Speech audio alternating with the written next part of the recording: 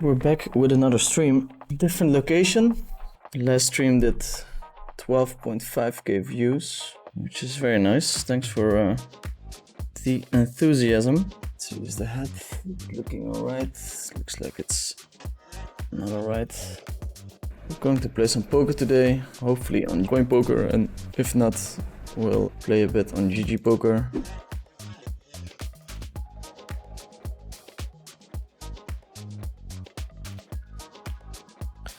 Funny, this is actually the one player that I can't see the stack size of. 88 big blinds. Okay.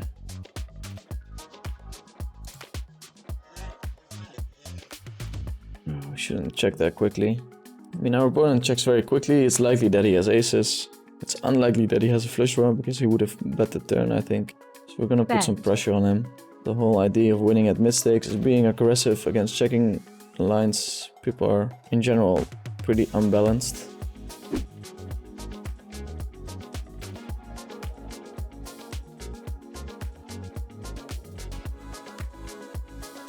Going to raise here as a bluff, of course. We're blocking aces, we're blocking the 10.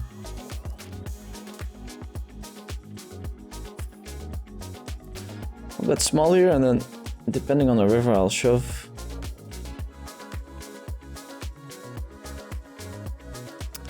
Very tempting to bluff, but I can't do it every time. Need to have a bluff there on the river, roughly 1 out of 3 times. Ah, we have an expert in the chat. Your avatar looks like Terry Fox, the guy who ran across Canada with 1 leg. It is Terry Fox, actually. Some people think it's an avatar of myself, so I'm not sure how to interpret that, but... Here on the Jack 9-3 two-tone, we're c-betting most of the time. And then on the king turn, we most likely have the best hand. It's pretty good for our range, so we're gonna continue betting. Pot bet should be fine. Goes all in. After time banking. Queen 10. Tough decision. Who was your toughest opponent last year? Yeah, I like that question. I ran very hot, so it's hard to tell. I think pencil arms. I played him this year as well. Oh wait, what's happening here? Everyone's folding. How can they not see there's 10 big blinds in the middle already? I think pencil arms is extremely tough to play against. I mean, to be honest, last year I avoided playing a couple of good guys. This year I'll be trying to challenge myself a bit more in that regard. Here with the ace of diamonds, I think most of the time we're betting. Get a quick fold. The range was also super wide there. People challenge you to high stakes heads up ELO. Not that much. I mean, the rankings are quite defined, so in the top 10 everyone kind of knows how they rank, so you don't see too much battling going on. You're getting raked by the website as well, so if you're roughly at the same level, it doesn't make much sense to battle a lot.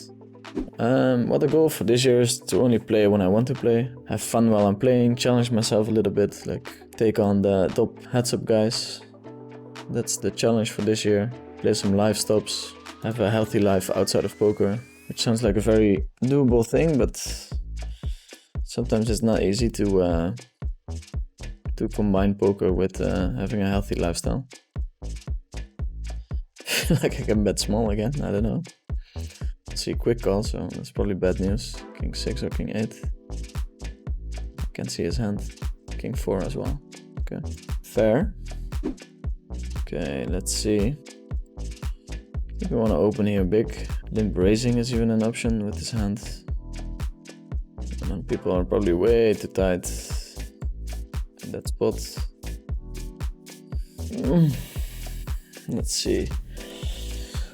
How much equity do we have against kings? We can't fold against a small size. And here we need 20% equity, which I think we don't have. So we're going to fold. We're getting some coaching from Fatih. He's saying I have to get more control of the match. I love it. I love to get coached by the chat. Oof, that 5 is pretty terrible. Now all his overpairs are stronger than my hand. Fairly tempting to raise here.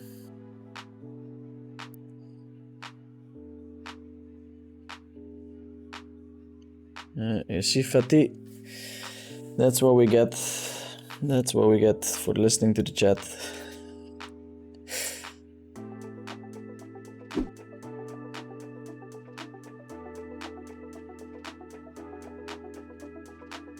We open and we get 3-bet. It's a very nice hand to call a 3-bet with.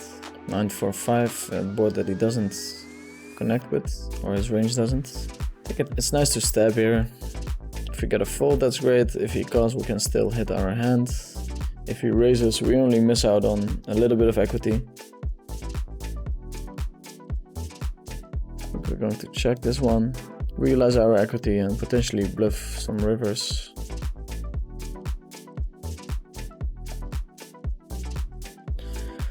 I mean, he has a very clear call with a king there, because I'm kind of representing king 7, king 9, but if he has aces, it's a tough spot to be in.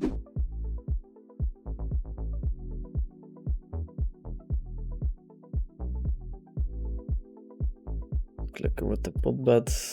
I think I want to raise here. Set with a flush draw. If you get re-raised, it's super dirty. Yeah, that's terrible. Yeah, I don't think we can fold on the off chance that he has a bluff here, but most likely jacks or 8s. Check, check 8. Yeah. Even blocking the 5.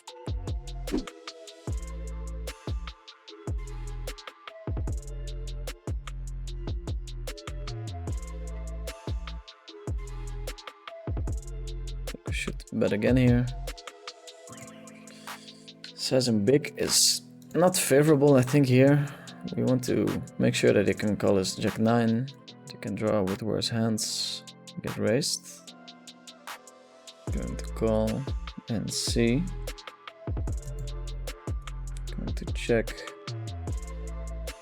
And he has the straight. The standard stuff, I think. I mean, I can consider bluffing on the river, but everything is on the table there. Do you remember any big leaks in Gelfon's heads-up game during your challenge? It seemed from the outside that he improved a lot during the challenge. Well, he started off v-pipping almost 100% of his hands, which was a big mistake against me. Once he fixed that, a lot of his other mistakes were immediately fixed as well. I mean, he's a very good poker player, so it's not like he has glaring holes in his game, but the preflop one was the most obvious one. But I think it was a conscious decision. I think he thought he could just bully me a bit, then found out that he couldn't, and then did the bullying himself. 4-bet from the clicker. I'll call, start with a check. Goes into the time bank. I think we want to bet big here. Sucks that we blocked the queen, but want to take control of the spot. And he can call with our aces with a flush draw. Ace 5, of course. Fold. 250 people tuning in.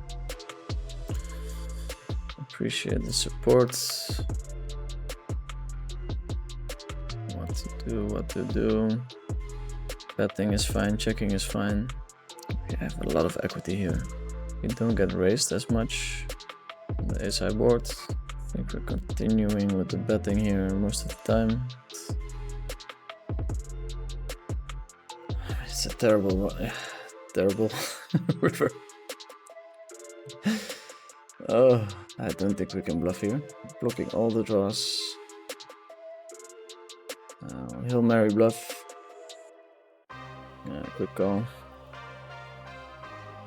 Ace king. It's very hard not to have a hand there, so we can bluff a lot, but the combo is pretty terrible. It would have been a nice one to win. Yeah, I started playing Hold'em, but I moved over to PLO quite quickly. It was a way better fit for my game. It's not complicated, either will provide you with more knowledge than you currently have.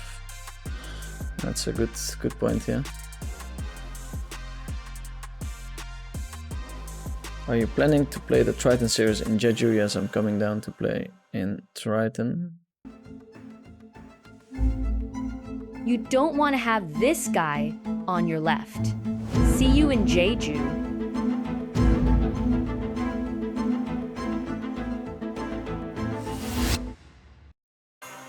Top 2 pair with a 10, so we're not going anywhere. Vinny, you giving responses will not make you any better. Hop off the stream and grind some Sims for fuck's sake. You have a very good point. That's funny. Actually, I think I can bet here, but got the call. I'll have to look up that hand. I have no idea if that lead made any sense at all. Okay, so we're 300 big lines deep, so we start 4-betting in a different way. Less value heavy, but we focus more on having playability. 300 big lines deep. So this hand is a nice flat call, I think. It sucks that we're blocking the aces, of course. That's one of the main calling hands that our opponent can have. Get the call either way. 5's a pretty good card. Can't have 5-6 anymore, or less likely, and it's very likely that we have the best hand now. So we're going to apply max pressure.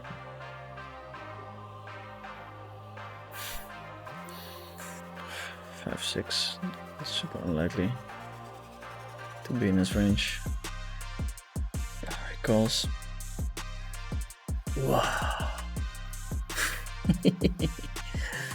That's nice. That's nice, we got him.